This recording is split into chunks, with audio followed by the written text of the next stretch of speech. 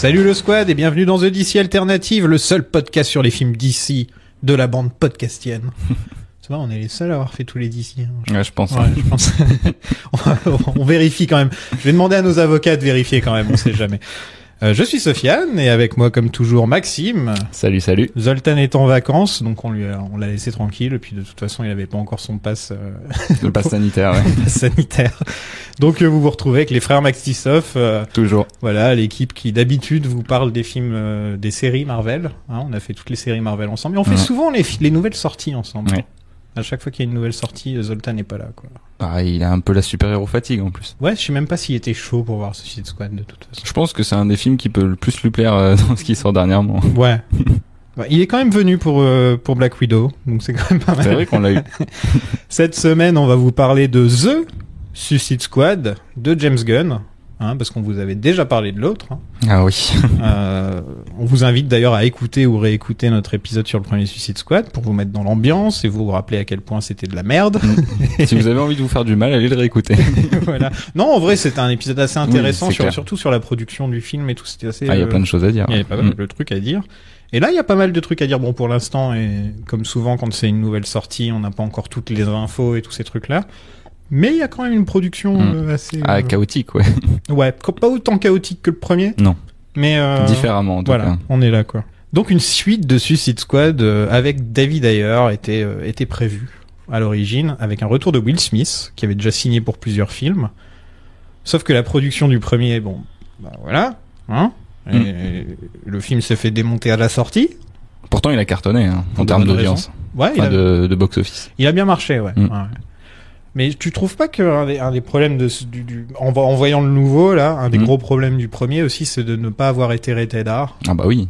Tu vois toutes les limites par rapport à ce film-là, c'était... Parce que quand tu fais Suicide Squad, c'est le minimum d'être rated R. Bah t'as besoin de sang, t'as besoin d'hémoglobine. Et je pense que c'est à ce niveau-là que peut-être David Ayer, en plus du fait qu'ils lui ont remonté son film avec une équipe de pub qui a fait tout ça, je pense qu'il peut se plaindre du fait qu'il l'ait forcé à faire un film pas rated R et donc il a pas vraiment pu faire ce qu'il voulait, quoi. Bah surtout que lui, pour une suite, si je dis pas de bêtises, il voulait absolument que ça soit une suite rated R. Hein. Ouais. C'était ça. Hein. Ouais. Bah c'est qu'il avait lui-même compris, je pense, les limites du projet Suicide Squad à la base, quoi. Mais bon, le gros problème que j'avais avec David Ayer, c'est son côté macho cool je sais pas, il avait un côté un peu il avait des idées du cool qui sont un peu dépassées, on va dire. Ouais.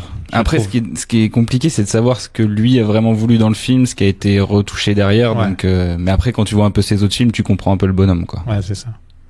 J'ai vu aucun autre de ces films. Bah, il y avait le film sur Netflix qu'il a fait c'est ça. Hein. Et bah, c'est un heureux hasard, mais hier soir, j'ai revu Training Day dont il a écrit le scénario. Ah, quand même. Donc il n'était pas à la réal, c'était Anthony Fuqua, je crois.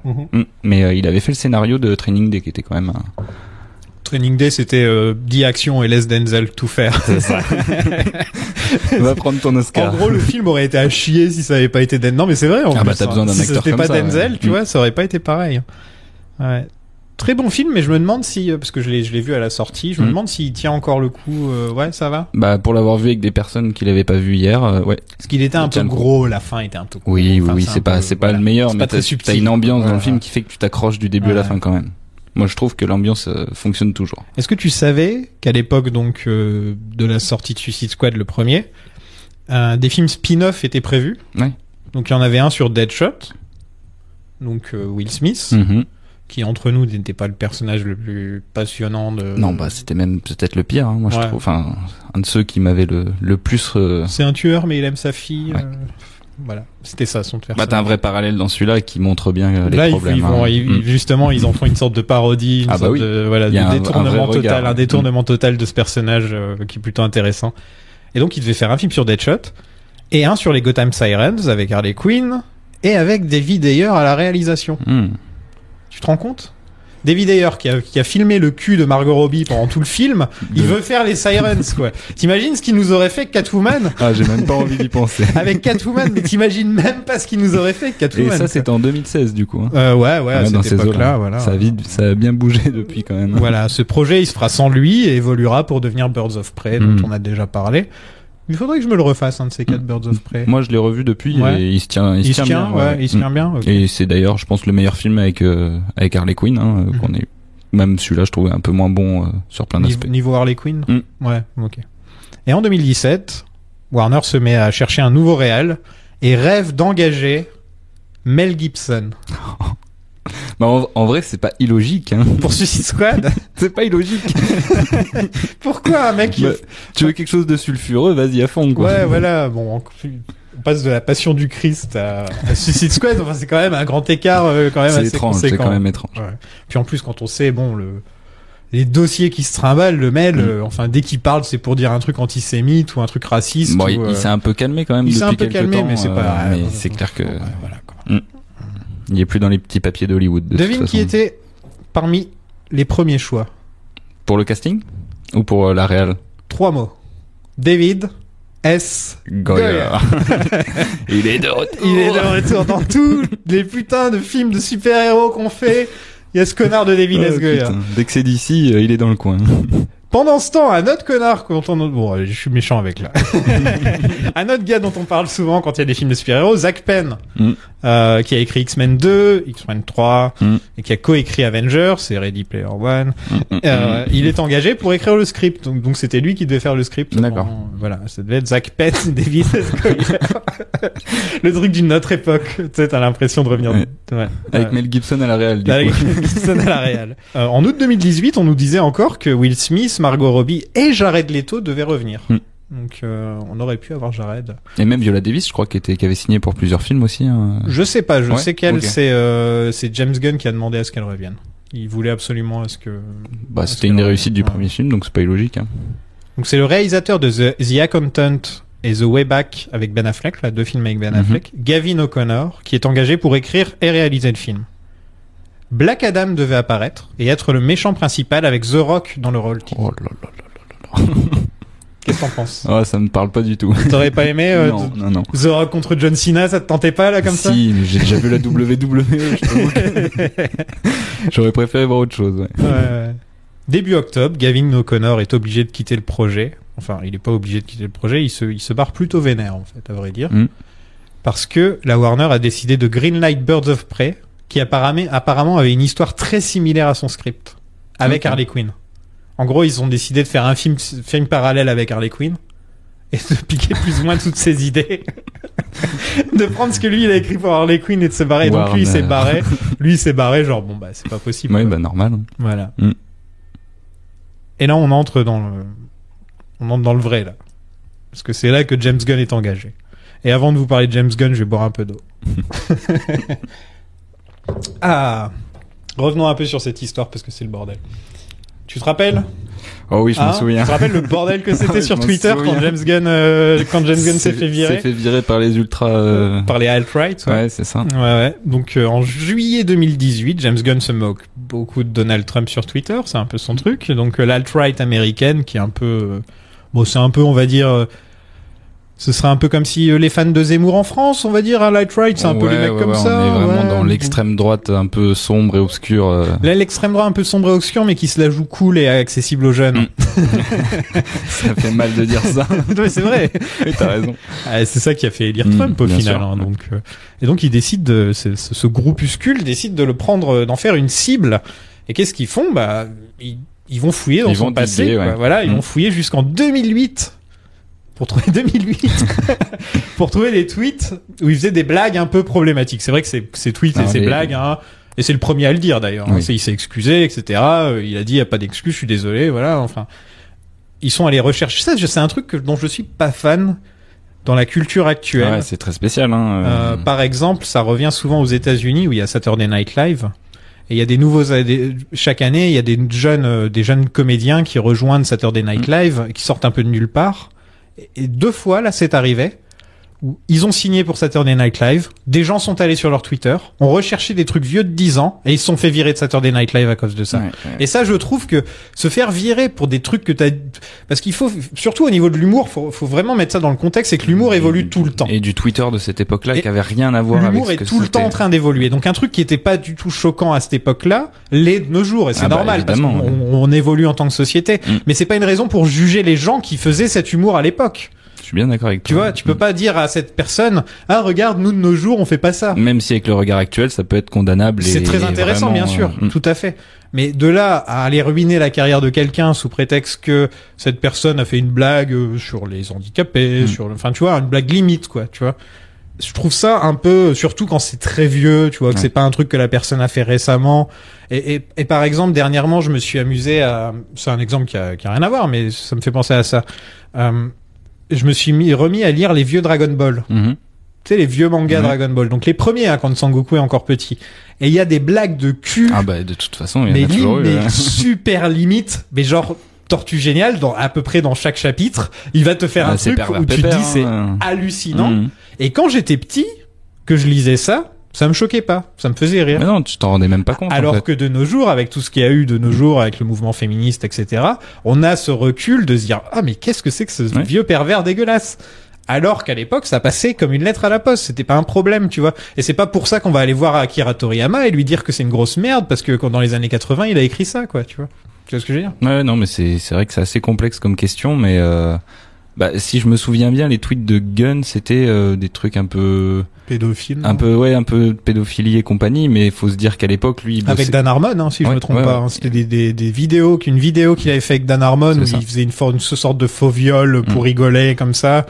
Il faut se dire qu'à l'époque, lui, il bossait chez Trauma et qu'il y a quand même un humour très particulier, et que c'était dans un contexte aussi où je crois que lui allait pas très bien à cette époque-là. Puis en 2008, on avait encore l'humour. Et c'est ce que je voulais dire tout à l'heure, c'est que le Twitter de 2008 n'avait rien à voir avec ce que c'est aujourd'hui. Et tu pouvais te permettre de dire des choses sans que ça soit rendu, entre guillemets, public. Même si ton compte était public, tout le monde n'avait pas accès à ça parce que c'était une autre manière de fonctionner sur Twitter. C'est plus le même réseau social, donc c'est vrai que c'est problématique. Mais si une personne admet, ok, il y a 10 ans, j'ai dit ça et je regrette, je suis désolé, je le ferai plus jamais. Faut pas ruiner sa carrière à cette personne. Faut laisser aux gens le temps de changer, le temps d'évoluer, le temps de grandir. Sinon on brûle tout de suite les gens comme des sorcières, en fait, à chaque fois que, c'est sûr que, en tout cas, cet épisode lui a vraiment permis, lui, je pense, de s'en rendre compte, James Gunn, de faire plus attention, parce que tu regardes son Twitter maintenant, il continue d'être très actif, mais plus de la même manière, même s'il continue de faire des vannes, de clasher Trump et compagnie.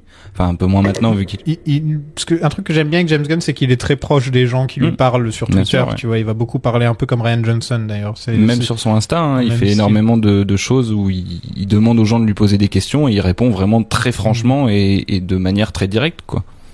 Il prend pas de pincettes, et tu peux ne pas prendre de pincettes et quand même rester avoir un discours en dehors du moule bien préétabli, quoi.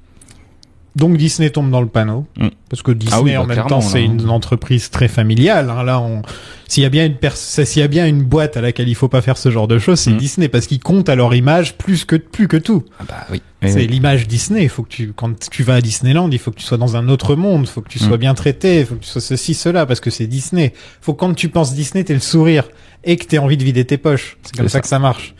Et forcément, ils l'ont viré, et c'est un peu étonnant. Ça allait très très vite d'ailleurs. Ça allait très vite, ça allait super vite, je me rappelle. Et je pense que s'il y avait eu d'autres cas avant Gunn, je pense que même Kevin Feige, je pense, aurait pu dire attendez un peu, on voit comment ça se passe, que ça se tasse peut-être un peu, voir comment ça se passe, et il serait peut-être resté, il serait peut-être même jamais allé faire ce film-là chez DC, quoi, parce que il aurait peut-être jamais eu l'opportunité d'aller le faire.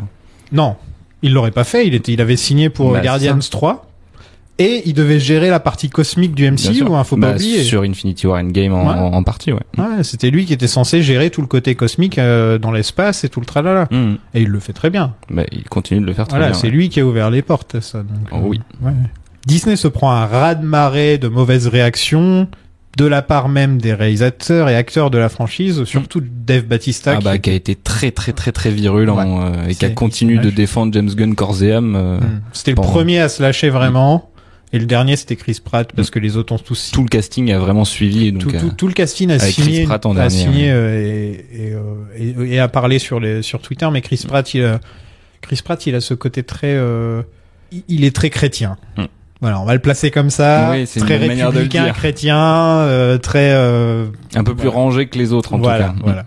Du coup, il était un petit peu plus sur la réserve, mais il avait aussi pris position. Je préférerais boire une bière avec James Gunn qu'avec Chris Pratt. Je crois que moi aussi. Ou avec Dave Bautista. Oh, largement, oui. Une pétition est lancée et obtient 400 000 signatures. C'est pas mal, hein. Comme quoi, les pétitions, ça peut encore fonctionner de nos jours. Et là, direct, ces petits malins de Warner eh ben ils vont le choper sous le nez. Mais direct, hein, ça s'est fait très très rapidement. Je crois que c'était en quelques jours où il se fait virer. Warner l'engage pour faire Suicide Squad et il se fait rengager. C'est ça. C'était en quelques semaines, en une semaine ou deux, hein, ça s'est fait. C'était très rapide. Je me rappelle, à chaque fois on voulait en parler dans le podcast, mais ça arrêtait pas d'évoluer. On savait même plus quoi dire. Sa seule demande, il a dit je veux bien le faire, mais à une seule condition, c'est que ce soit arrêté d'art. Donc moins de 16 en France. Hein. En France, il y a pas vraiment d'équivalent parce qu'aux États-Unis, rated R, c'est interdit au moins de 17 ans avec un accompagnement. Ouais, voilà, donc c'est un truc un peu bizarre, mais Warner était très réticent à l'origine, mais c'était James Gunn. Ils avaient l'occasion d'avoir James Gunn. C'est comme Paris là. Ils ont un très bon gardien. Ils ont l'occasion d'avoir un jeune gardien. Tu vois ce que je veux dire? Je vois très bien. Ils ont aucune raison d'avoir deux gardiens, mais l'autre il est gratuit. L'autre il est gratuit, donc je fais Dragon Ball et football aujourd'hui. Alors là, ça n'a rien à voir avec d'habitude. Souvent, j'ai d'ailleurs ce petit commentaire. T'aimes bien le foot, toi? Avec ta tête d'intello, là. Oui. Et oui, j'aime bien le foot. Tous les deux le foot. Allez, le LOSC, encore champion de France. Allez, Nantes. Voilà. Il y a qu'un seul groupe de personnes qui étaient pas contents de cette histoire de James Gunn. C'est les fans du premier Suicide Squad. Les fans d'Ayer, il y en a, hein. Ils existent. Ils veulent qu'on release the Ayer Cut, d'ailleurs. Ils sont là, quoi. C'est un combat, hein. Ils existent. C'est très étrange parce que même David Ayer te dirait, moi, je peux pas aimer le film qui est sorti, donc comment vous pouvez aimer ce film? Tu vois, après, lui, il continue c'est comme les fans de Dune de Lynch. Lynch, il aime pas le film, tu vois, mais il y a quand même des fans du Dune de Lynch, quoi. Mais il l'a même carrément rejeté. Ah oui, il l'a rejeté quand elle a ressorti. Non, c'était quand c'est sorti en VHS. Adam Smithy. Ouais. Et donc, les seuls qui sont pas contents, c'est ces gens-là. Et ils se plaignent de l'arrivée d'un mec du MCU dans la franchise, en disant que l'humour va tout, que l'humour MCU va ruiner totalement, comme ça a été le cas dans Justice League. Clairement. Pour l'instant, l'histoire leur donne raison. Ouais, c'est pas les mêmes personnes, Josh Whedon et James Gunn quand même. Mais à noter tout de même que James Gunn a eu le soutien public de David Ayer. Mais ça m'étonne pas parce que... Qui tout de suite est sorti pour dire je suis très fier que James Gunn fasse le film et tout. Et que s'il y a bien une personne qui peut reprendre le flambeau, c'est James Gunn. Donc quand même sympa de la part de Ayer qui a l'air un peu en guéguerre souvent contre les studios, tu vois, donc on pouvait se dire c'est encore son bébé Suicide Squad. C'est ça. Mais en même temps, j'ai l'impression que Gunn lui a pas craché dessus dans son propre film. Il y a quelques petits trucs, quelques petites références, mais ça reste quand même très léger. Il y a pas de dénigrement du travail qui a été fait avant, même si on fait bien comprendre que ce film-là, on fait les choses comme elles auraient dû être faites dès le début. Il y a pas de moment où on te dit tu te rappelles. Il y a pas de moquerie directe, c'est ça. Non. Et c'est bien, je trouve que c'est assez mature justement de balayer ce qui a été fait et de partir sur complètement autre chose, quoi. Donc le lendemain de l'annonce, Disney réengage Gunn pour Guardians of the Galaxy Volume 3. Tout est bien, qui finit bien. Donc James Gunn est de retour. Après, il y a pas de mauvais buzz, hein. Et le seul problème que ça a causé, c'est que Guardians a été repoussé limite d'un an au final. Même plus que ça. Ouais. Et entre-temps, ils nous ont calé du coup le Holiday Special qui va, je pense, permettre de faire attendre un petit peu. Ah oui, c'est vrai qu'il y a ça. Qui sera un téléfilm de 40 minutes. Il y a eu quelques infos l'autre jour d'ailleurs. Avec tout le cast qui part en animation. Ah non, c'est un vrai. Ok, cool. Un vrai téléfilm. Ils présentent ça comme un téléfilm. Du coup, je pense qu'il sortira directement sur Disney+. Guardians serait une très bonne série. Ouais. Oui, c'est vrai. Avec un cast comme ça. Surtout que le cast des Gardiens, il peut évoluer de manière très simple. Puis c'est des personnages qui sont bons à développer. On n'a toujours pas découvert ce qui est arrivé à Rocket, par exemple. Tu vois, tu pourrais faire un arc d'une saison là-dessus. Gunn décide d'enfin voir le premier film. Et il défend David Ayer. Il a été engagé sans avoir, il a accepté de voir Suicide Squad sans avoir jamais vu. Il l'avait jamais vu. Bon, ça. Il l'avait jamais vu. Donc au moins il est pas venu pour dire je vais faire ma version et tout, ce qui a été, ce qu'il y a eu avant. Sa manière de faire du cinoche de toute façon. Non, il a l'air assez amical avec tout le monde, James Gunn, j'ai l'impression, comme gars. Après, on sait pas comment ça se passe. Non, bien sûr. Mais en tout cas, en termes d'image, c'est vrai que c'est pas un mec qui a l'air d'être un. Il est pas en partir en guéguerre. Il est là pour faire du cinéma et de faire des bons films, quoi. Et il défend. Je crois qu'il l'a fait sur Twitter d'ailleurs. Il est allé dire j'ai enfin vu Suicide Squad. Et il a dit il y a des bonnes choses comme ça et ça et ça. Ça explique peut-être certains retours du casting. Exactement, c'est là où je voulais en venir, c'est qu'il a dit et la meilleure chose du film, c'est le casting. Il a dit je demande absolument à ce que Margot Robbie revienne en Harley Quinn. Bien sûr, Warner s'est frotté les mains. Youpi! Ouais, voilà, eux, ils attendaient que ça, qu'on leur dise ça. Et il a demandé à ce que Amanda Waller, donc la Amanda Waller de Viola Davis, revienne aussi. Qui, il est vrai, était un très bon casting. Hein, oui, elle va super bien en personnage. Ça. Il s'est basé sur le run de John Ostrander, sur le Suicide Squad dans les années 80. Tu l'as lu ou... Non, mais qui est visiblement la référence. Je pense que je vais me le lire parce que avec tout ce que j'ai vu dans ce film, là, ça me donne envie de m'intéresser plus 80, à la Suicide Squad. Ah bah oui, carrément. Très actionneur années 80. Ouais. Il me fait penser à ce que Expendables voudrait faire. Un peu, ouais. Tu vois? Sauf que c'est grand public, quoi. Expendables, ça a moins marché parce qu'il n'y avait pas quelqu'un pour faire un bon scénario et des bons dialogues, et donc c'était un peu plus juste, regardez, il y a des stars ensemble dans la même pièce. Mais, au niveau de l'action et tout, je me suis dit, c'est ce que Expendables aurait dû être il y a 10-15 ans, là, c'est sorti quand? 10 ans maintenant? Bah, c'était le premier, fin 2000, je pense, un truc comme ça. Le premier est sorti il y a au moins plus de 10 ans. 2007, 2008, ça doit être dans ces c'est vraiment un truc comme ça qu'ils auraient dû faire avec Expendables, et au final, il y a Stallone dans le film, donc. C'est vrai qu'il y a Stallone. Il décide de ne pas faire une suite, ni un reboot. Donc un requel. Ouais, moi, je parlerais de soft reboot. Ou un requel. Un requel. Il voulait en fait faire une sorte de side story dans son propre univers. C'est un peu ça. Hein, bah, c'est un peu ça, parce qu'en fait, il y a quasiment aucune référence aux autres films d'ici, voire même aucune.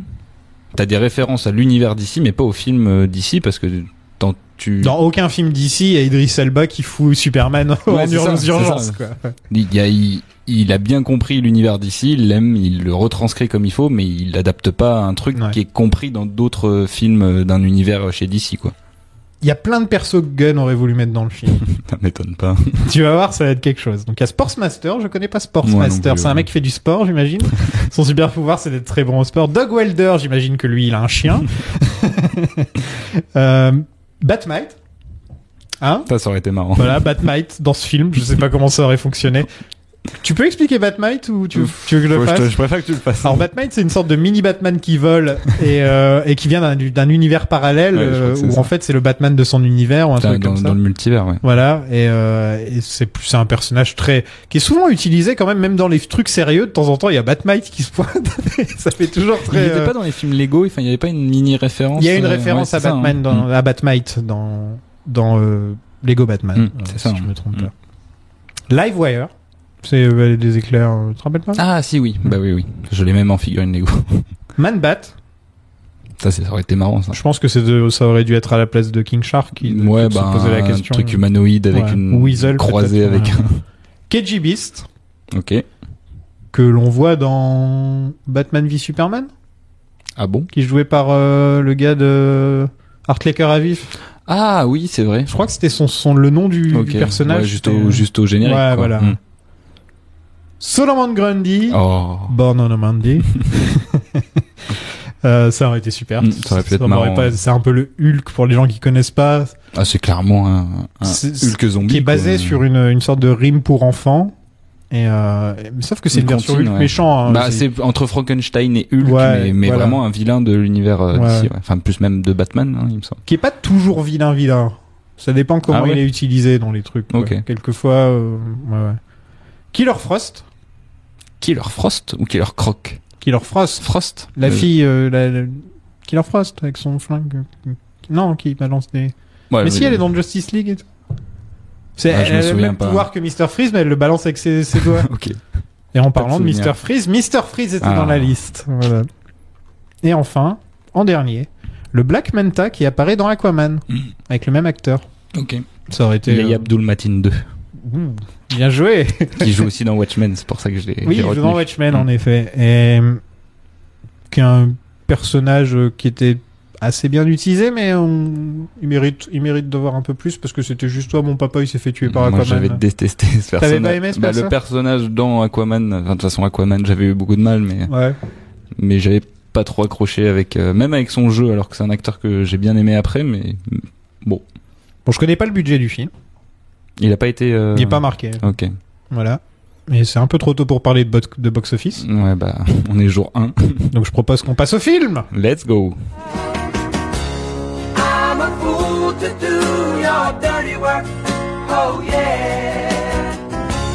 I don't wanna do your work no more. I'm a fool to do your dirty work, oh yeah. On commence avec le recrutement de Savant, incarné par Michael Rooker, dont le pouvoir est de tuer des oiseaux avec une balle.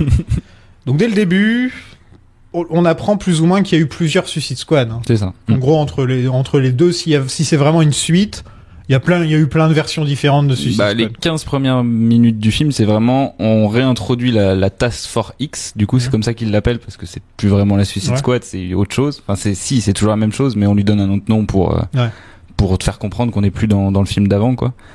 Et les 15 premières minutes, c'est vraiment, on réintroduit le concept, sans training montage, sans toutes les petites musiques qu'on avait. Ouais, on suit Michael Rooker comme si ça allait être lui le personnage principal du film. Et on le voit vraiment donc découvrir le Suicide Squad, mais en même temps, nous, c'est un truc qu'on a déjà plus ou moins vu. C'est ça. Donc ça servait à rien non plus de nous faire une redite, parce que putain, le gros problème du premier, c'était quand même pendant 20 minutes. Ah bah c'est un training, les 30 premières minutes, c'est un montage successif de chaque personnage. Avec la chanson qui va avec et tout, non, c'était pas possible, quoi. C'était de la torture. C'était pas possible du tout. Donc là, c'est plus ou moins la B-team, hein, la deuxième équipe. Ce qu'on pense, on pense que c'est la première équipe, mais en fait, il y a deux équipes. Si t'as vu aucune bande-annonce, tu te dis, c'est ça la nouvelle équipe, quoi. Et cette équipe consiste de Weasel. Donc, qui est incarné par Sean Gunn, si je me trompe pas. Ouais, c'est ça. Sean Gunn qui se retrouve, on le voit un moment dans le film, hein. Oui. Il joue les cheveux rasés avec un... Il joue Calendarman, qui est un vilain, qui est... Ah, il y a Calendarman c'est lui. Il joue Calendarman. C'est pour ça qu'il, d'accord. Qui est un vilain de Batman très connu. Batman, qui notamment dans un long Halloween Dans un long Halloween, et aussi qui, dans Batman Arkham City, il était en bas, et tu allé lui parler à certaines dates, et il disait un truc différent, c'était assez cool, je me rappelle. Boomerang. Captain Boomerang, qui est de retour. Qui était mon préféré du film précédent. Parce que beaucoup de gens ont adoré Harley Quinn, par exemple, dans le premier. C'était un peu tu te rappelles, hein, Halloween, tout le monde était déguisé en Harley Quinn, et c'était le truc. Moi, j'avais un gros problème avec la manière dont Harley était filmée, écrite. Surtout écrite, parce que filmée, de toute façon, c'était abject. Donc, la façon dont elle était écrite, c'était, pour moi, c'était le truc qui m'avait le plus... C'est genre, regardez, je suis folle, c'est trop cool. Ouais, c'est ça. C'est genre vraiment... c'était presque de l'écriture, pas gamin, mais ça faisait adolescent. Très adolescent, voilà. Adolescent qui écrit une fanfiction sur l'univers de Batman. Son fantasme sur Harley Quinn. Ouais, voilà. Et donc j'avais un peu de problème avec ça. Et le truc que j'avais bien aimé avec Bird of Prey, c'était qu'on retrouvait enfin une Harley Quinn. Et puis en plus, Margot Robbie méritait vraiment d'avoir enfin un personnage à sa hauteur, parce que Margot Robbie, c'est, sans déconner, c'est le meilleur choix de casting que DC a fait depuis Heath Ledger, j'ai envie de dire. Ouais, c'est pas impossible que ce soit ça. Ouais. Bon, après, il y en aura qui me diront qu'Henry Cavill est un très bon, tu vois. C'est vrai que... c'est un très bon ils ont quelques très bons choix de casting, mais c'est vrai que, en tout cas, qui est resté dans le temps, c'est ça. C'est elle. Dans 10 ans, on dira Tony Stark, Robert Downey Jr. et elle, quoi. Enfin, tu vois, c'est vrai. Au final, ceux qui ont vraiment marqué leur rôle. Je sais pas si tu te souviens, mais quand on réfléchissait aux bannières pour plan séquence, on cherchait un personnage d'ici et on s'est tous mis d'accord sur Harley Quinn, parce qu'au final, c'est le personnage qui représente le mieux cet univers au cinéma. Je voulais sortir des Batman Superman, je voulais pourquoi pas aussi avoir un peu de féminité dans la manière. Et on s'est regardé, genre, ouais, c'est vrai, Harley Quinn, quoi. Surtout que Birds of Prey était sorti, donc c'était... en plus, c'est l'avenir, Harley Quinn, quoi. Je pense qu'elle peut encore avoir 5 films derrière elle, hein, Margot Robbie. Alors j'ai cru comprendre qu'elle comptait plus ou moins arrêter après ce film-là. Je peux la comprendre, parce que c'est vrai qu'elle a peut-être envie de faire d'autres choses. Ouais, mais elle a une très belle carrière à côté, hein. Oui, bien sûr, mais une fois que quelqu'un va se pointer en disant je vais peut-être te prendre ton rôle, que là elle va revenir, elle va dire allez hop, vous me faites un bon chèque. Elle fera une petite apparition dans The Flash ou un truc comme ça, et puis voilà. Non, mais ça dépend. Bon, Suicide Squad 2, je pense qu'au box-office ça va pas marcher. Le contexte fait que ça risque d'être compliqué. En tout cas, en France, ça ferait deux films. Ça ferait 2 films avec elle à l'affiche d'ici qui se plantent. Quoi. En fait, le problème, c'est que est-ce que il se plante en termes de box-office, mais en termes de réception critique, c'est autre chose. Donc après, c'est toujours le problème, quoi. Est-ce que c'est le pognon? C'est marrant, parce que le pire film des 3, c'est celui qui a le plus marché. Oui, malheureusement. Ouais. C'est souvent comme ça. Hein. Et donc les gens, ils préfèrent Harley Quinn en mini short avec ses c'est les instincts primaires, ça. Hein. Ouais, voilà. Malheureusement, mais. Faudrait que je me refasse Birds of Prey. Faudrait vraiment que je me le refasse pour que parce que c'est un peu flou dans ma tête. Bah, il y a quelques gimmicks de mise en scène qui sont un peu relou parce qu'au final c'est des trucs que t'as déjà vu plein de fois, mais en termes de message dans le film, moi je trouve qu'il y a des super trucs. Il y a des scènes d'action qui sont réalisées d'ailleurs par les équipes qui étaient sur les John Wick et compagnie. Enfin, il y a du joli boulot, il y a des bonnes idées. Enfin, c'est un film qui mérite, quoi. Pour revenir à Suicide Squad 2, je trouve qu'au niveau de la réal, il y a quand même un monde de différence avec David Ayer. C'est vraiment un film où tu peux t'éclater à regarder chaque plan, où c'est construit. Chaque plan est bien foutu. Même, j'ai trouvé la photo vraiment intéressante à plein de moments différents. Un des tout premiers plans du film, c'est dans une flaque avec Michael Rooker dedans, et la caméra tourne tout doucement jusqu'à, elle fait un putain de 360, enfin, elle fait vraiment un truc de fou avec la caméra. Et je pense pas que ça soit du je me suis dit, putain, c'était un des premiers plans du film. Et j'ai dit, ce plan, il est déjà plus beau que l'intégralité du film précédent, quoi. Il y a même un plan avec sur le combat entre Rick Flag et Peacemaker, qui est hyper intéressant, où t'as toute la première partie du combat qui est reflétée dans le casque de Peacemaker. Oui, ça aussi, c'est très intéressant, tu vois. Il déforme un peu il tente des trucs, quoi. Ça fait des choses intéressantes, quoi. Tu sens que, James Gunn, il a des idées, il sait faire du cinéma, quoi. Donc pour revenir à Captain Boomerang, parce que c'est vrai qu'on est parti. Captain Boomerang, c'était un de mes préférés dans le film précédent, et Jai Courtney, qui est pas un des meilleurs acteurs au monde, qui est un peu un de ces acteurs bland. Il a un bon capital sympathie, on va dire. Là, je le trouvais bien, je l'aimais bien, et j'étais content de le revoir. Bon, hélas, il ne fait pas très long feu. Et d'ailleurs, tu m'as mis une petite tape sur la jambe quand il est mort. J'ai pensé à toi. Et donc, au revoir, Captain Boomerang. Merci pour tout. RIP. On a Javelin, qui est un javelot. On nous explique jamais pourquoi. On nous explique pas le pouvoir de son javelot. Il y a pas vraiment de truc. Lui, quand il va dire à Harley Quinn pourquoi elle a besoin du javelot, il meurt avant. Une très bonne scène, d'ailleurs. Ouais. C'est très marrant. Mongal. Donc, qui est, comment c'est, Mongul? Mongul, ouais, c'est ça. C'est la version féminine de Mongul, ou sa femme, ou sa fille. Je sais plus, c'est peut-être sa fille. Ouais, j'ai pas envie de dire une bêtise, mais Donc Mongul, c'est un mec d'une autre planète, c'est ça? Bah oui, c'est extraterrestre. Ouais, c'est un mec d'une autre planète contre qui Superman se bat assez régulièrement et qui sait plutôt bien se battre. Qui sait dire ça. Il y a un certain pouvoir. Ouais. C'est pas Darkseid non plus, mais il sait, voilà, quoi. Donc j'étais un peu étonné aussi de la voir mourir aussi rapidement comme une merde. Elle meurt parce qu'elle s'est accrochée à un hélicoptère et l'hélicoptère lui tombe dessus. Et voilà. Comment il meurt, Boomerang, déjà? Il se prend plein de flèches? Ouais, je crois qu'il se fait, il prend plein d'éclats. Plein d'éclats, ouais, c'est ça. Ouais. Mais il tient encore son boomerang jusqu'à la fin. On a Harley, donc Harley Quinn, et quand je l'ai vu, je me suis dit, parce que, en fait, dès que j'ai vu la première team, je pense que tout le monde pensera comme moi, on s'est dit, ils vont crever, quoi. Mais une fois qu'Harley Quinn est arrivé, je dis, merde, bon, ok, Boomerang et Harley Quinn, ils vont s'en sortir, et non, Boomerang est mort. Ouais, je pensais aussi que Boomerang passerait, parce que c'était un des recasts. La seule qui a un plot armor, c'est une armure de plot, c'est-à-dire que il y a des personnages comme ça, tu sais, ils peuvent pas mourir. Tu sais que quand Batman est dans la scène, tu sais que s'il y a Batman, bien sûr, Batman va pas crever, quoi, tu vois. Harley Quinn, c'est la seule dans ce film qui avait cette carte, ce Joker là, justement. J'ai pas fait exprès de faire un jeu de mots, mais qui avait cette carte de pouvoir dire, moi, il y a personne qui peut me tuer, mais sinon tout le reste du cast, tu pouvais mourir. C'est ce que disait James Gunn. Ouais, et c'est vrai, au final. À personne. On nous vend souvent ce genre de truc, hein. Ouais. Ils vont tous mourir, tu sais, les films d'horreur, un peu. Ouais, ils vont tous mourir et tout. Et ce qui est bien dans ce film, c'est que t'en as plein qui meurent, mais c'est rarement au moment auquel tu t'y attends. C'est ça que j'ai bien aimé, moi. Ouais. Bon, à part au début, où tu sens que... Tu sens la douille venir. On a TDK. Très très drôle aussi. Qui est incarné par Nathan Fillion. Ouais. Donc Nathan Fillion, pour les gens qui ne connaissent pas, c'est surtout Firefly, hein. Voilà. Et il n'a pas fait d'autres trucs de films de super-héros, lui. Ah ouais, ça m'étonne, tiens. Ah, il joue dans Buffy aussi. Forcément, c'est un fan de Whedon. Enfin, il a bossé dans pas mal de projets de Whedon. Donc lui, son pouvoir, c'est que ses bras se séparent de son corps. C'est ça. Et mettre des claques aux gens. Il peut contrôler ses bras à distance. Il peut contrôler ses bras à distance, mais il fait rien avec à part mettre des petites claques aux gens. Et crier. Voilà. Donc lui, il était assez drôle. Blackguard, qui est incarné par Pete Davidson, donc de Saturday Night Live, qui est le comédien américain jeune à la mode en ce moment, vraiment un peu comme hype, ouais. Un peu comme Adam Sandler à son époque, qui était il a fait The King of Staten Island, qu'il faut encore que je vois. Il paraît qu'il est sympa. Lui, il a une vie très spéciale. Son père est mort pendant le 11 septembre, c'était un pompier. Ah, ok. et il était tout bébé, et il en a fait sa comédie, tu vois. Il en rigole beaucoup de ce genre de truc, et tu vois, il fait beaucoup de blagues sur le sujet. Construit avec ça. Voilà. Et aussi, c'est un gros stoner, donc il fait beaucoup de blagues autour de ça. Et enfin, il y a Rick Flag qui est de retour. Cool. Eh ben, n'empêche que Rick Flag, qui était un des personnages qui était un peu inintéressant dans le premier film, il devient quand même vachement plus intéressant. Ouais. Non, c'est pas extraordinaire, je suis d'accord avec toi. Mais il a un capital sympathie, je trouve, dans celui-là, qui est quand même vachement plus important, et t'as plus envie de le suivre, quoi. Donc avec son petit t-shirt jaune après. Avec son petit t-shirt jaune. Ils meurent tous de manière diverse et variée. C'est quoi la mort qui t'a le plus dans les premiers, là?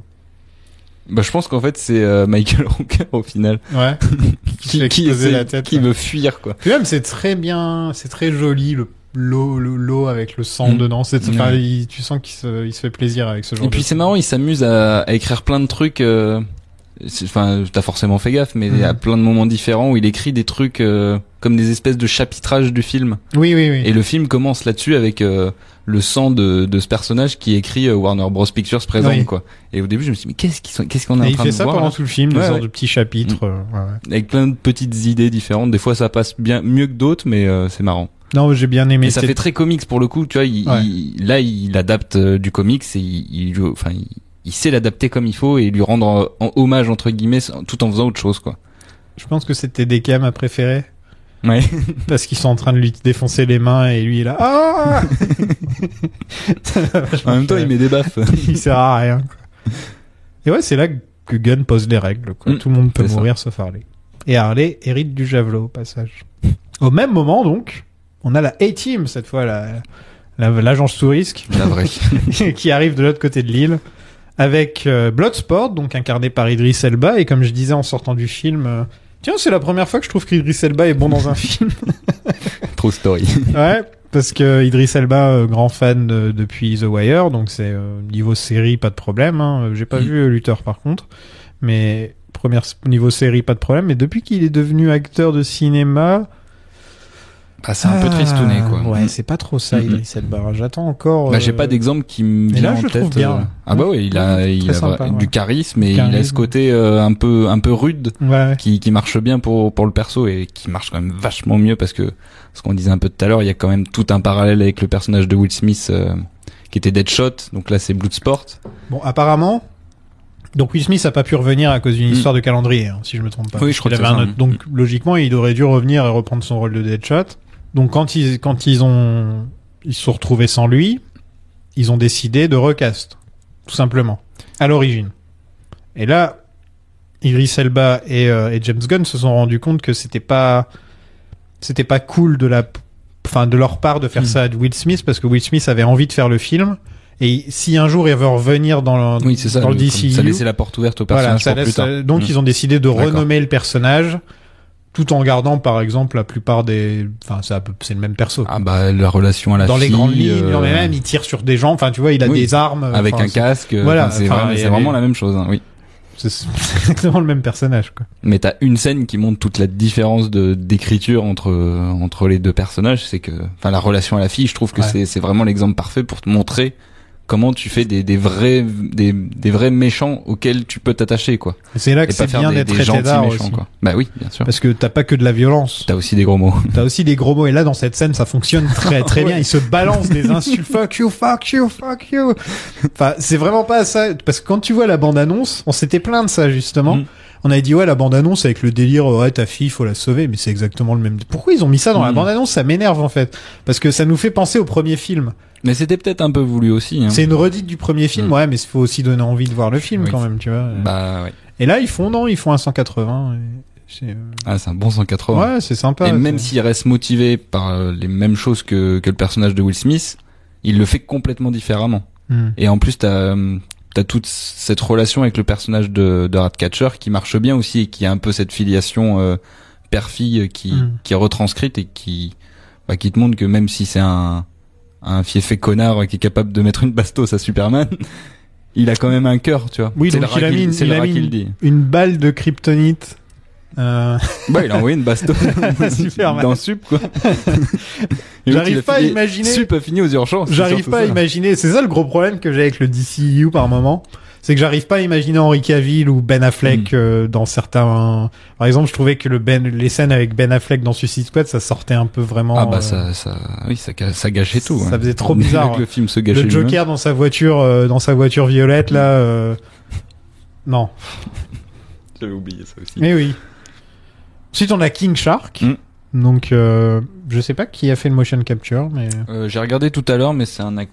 Pas quelqu'un connu. Pas méga connu. C'est un humoriste américain qui a fait un peu de cinéma aussi, mais rien d'exceptionnel ou de très connu, quoi. King Shark qui avec la voix de Sylvester Stallone. Sylvestre. Donc c'est le 8, 9, 10, 11e film de Sylvester Stallone dont je parle. Dans un podcast. T'as compté Gardien? Oui. Ouais. C'est de loin. C'est lui. C'est de loin l'acteur dont j'ai le plus parlé. Et je crois plus que Robert Downey Jr. et que au final j'ai plus parlé de Stallone, ça me dérange pas. Bah franchement il y a pire. Entre nous. Surtout qu'il y a tous les Rocky dedans. Non, quoi. Franchement ça me dérange pas du tout. Ensuite on a Peacemaker, donc incarné par John Cena. Il y a une fête à côté, en fait, si vous entendez des cris et des trucs comme ça, c'est parce qu'il y a l'anniversaire de ma voisine. On va les rejoindre après. Qu'est-ce que t'en penses de John Cena dans ce film? Moi, je suis très bien casté, hein, ça marche bien, ça fonctionne très bien parce que putain, qu'est-ce qu'il est baraqué. Ah ouais. C'est vraiment, c'est vraiment un truc de malade. Ça dégouline de et là, muscles, quoi. quand on le voit dans son petit slip là à un moment, mais on voit bien. Il est bien rempli le slip. Hein. Ça marche bien parce qu'il a un peu une tête de con, John Cena, quoi. Ah bah il a pas l'air très malin. Une bonne tête de débile américain. Voilà, il a pas l'air très malin. Et je l'ai toujours trouvé bon dans les films. Mais il est plus malin qu'il en a l'air, je pense. Oui, c'est un businessman, je suis sûr, de gérer sa carrière, lui, à mon avis, comme The Rock, hein, tu vois. Oui, c'est ça. Ils ont des profils très similaires dans l'industrie. Très bonne surprise, John Cena, dans ce film, au final. C'est pas celui qui a le plus de lignes de dialogue, mais à chaque fois, ça fait mouche. Disons que c'est le personnage. Bon, il sait Peacemaker, son but c'est de garder la paix à tout prix, quitte à tuer femmes et enfants. Avec le concept. C'est génial. C'est l'Amérique, quoi. En fait, il représente totalement l'Amérique. C'est une sorte de Captain America bizarre, quoi. Tu vois. Son costume, en plus, James Gunn lui fait assumer le costume à fond avec l'espèce de casque qui ressemble à un chiotte, quoi. Et ça marche, quoi. Ça marche trop bien. C'est fou que ce que James Gunn a osé, parce que quand on voyait les images de tournage et les premières images et tout, on disait, oh mon Dieu, qu'est-ce que c'est que ce costume? C'est bizarre, ouais. Mais il va falloir qu'on s'y habitue à ça, parce que on faisait la même remarque quand on avait vu Zachary Levi. En Shazam? Ouais, c'est vrai. Quand il y a eu quand il y a eu la première image, on disait, ah mon Dieu, il a l'air ridicule. Et au final, quand on le voit à l'écran, ça passe. Ça passe super bien, oui. Bah après, c'est suspension d'incrédulité. Quand le film est bon, en général, tu te fais au costume, quoi. Mais là, il y a Paul Dotman qui est habillé avec cette tenue super. En plus, on dirait qu'elle est très portée, elle est pas blanche. Tu sens qu'elle est usée, quoi. Il dort avec, quoi. T'as ça, Enfin, au niveau des t'as Peter Capaldi qui a des trucs sur le crâne, c'est jamais expliqué non plus. Non. On sait pas pourquoi Peacemaker il s'habille comme ça. Enfin, il y a pas. La série HBO s'en occupera. Voilà, qu'est-ce que son casque représente? En fait, on s'en fout. Non, on s'en fout, c'est ça.